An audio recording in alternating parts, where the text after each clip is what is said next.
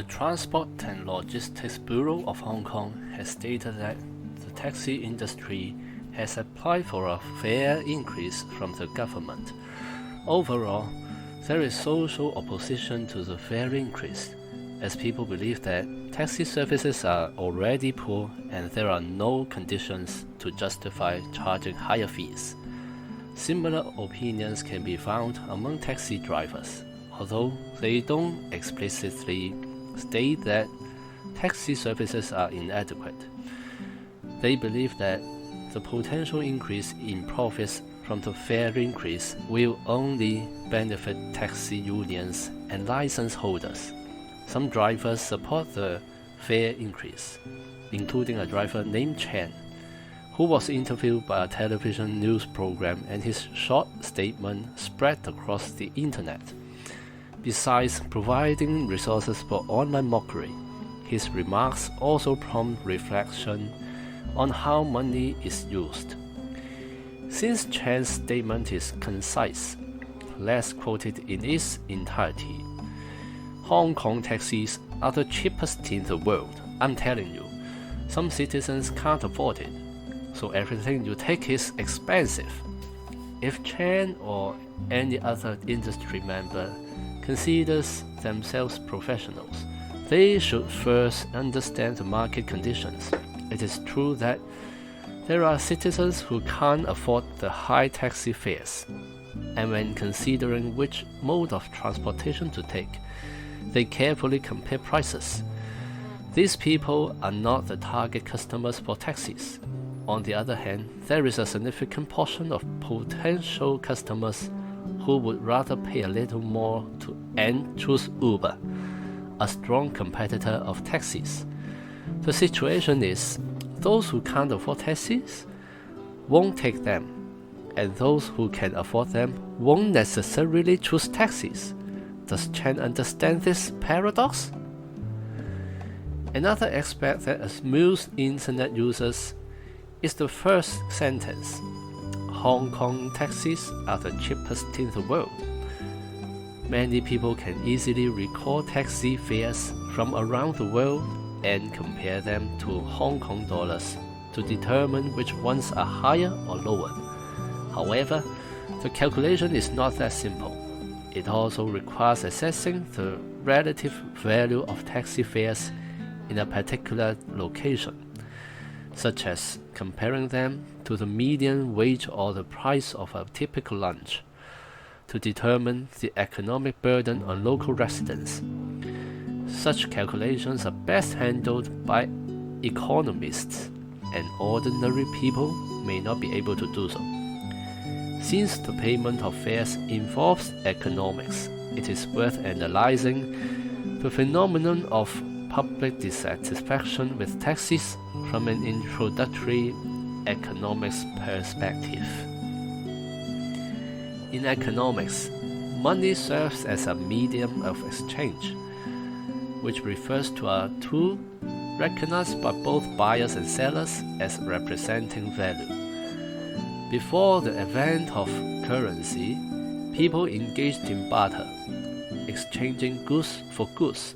Later, humans invented money, which became the recognized medium of exchange within a community, region, or jurisdiction. Therefore, money and currency can be considered synonymous in practical applications. In the era of barter, let's assume that person A and person B are engaging in a trade, exchanging a cow for a basket of vegetables. This exchange represents the belief of person A that the value of a basket of vegetables is not less than that of a cow, while person B believes the value of a cow is not less than that of a basket of vegetables. Only under these conditions can the trade be completed.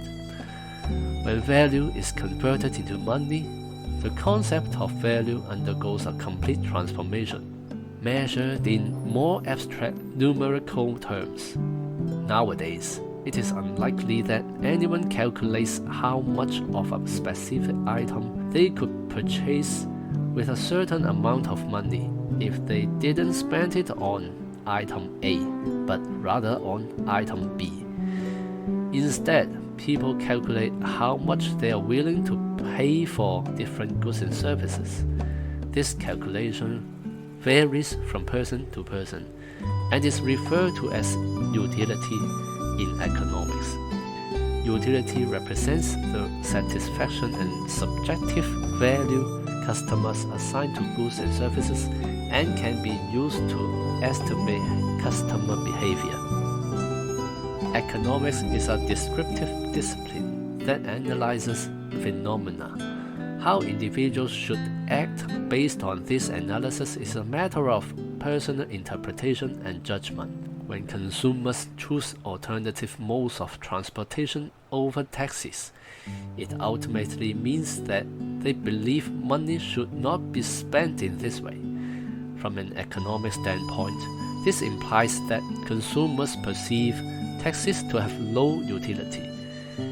Other examples include Hong Kong residents traveling to mainland China for consumption, where some perceive mainland products and services to be innovative and of good value, while others see it as a waste of money. Marriage is a significant event in life, and some people spare no expense, dedicating a considerable amount of resources to create an unforgettable wedding, believing it adds value to their relationship. Meanwhile, others believe that a wedding is just a momentary event, and the real importance lies in the management of the relationship after marriage, considering it unnecessary to spend money on something that dissipates quickly. Different people may have different levels of home attire, from bright to dilapidated. Some people think that there is always enough money to buy simple clothes, and one shouldn't be undignified in what they wear. Others may think that within the home, where only a few people see each other day in and day out, even with clothes that have a few holes, as long as they cover the body, no one really cares. Value is subjective and not inherently objective. However, among the 7 million Hong Kong people, the majority of them share a common sentiment that they refuse to take taxis even if they have money.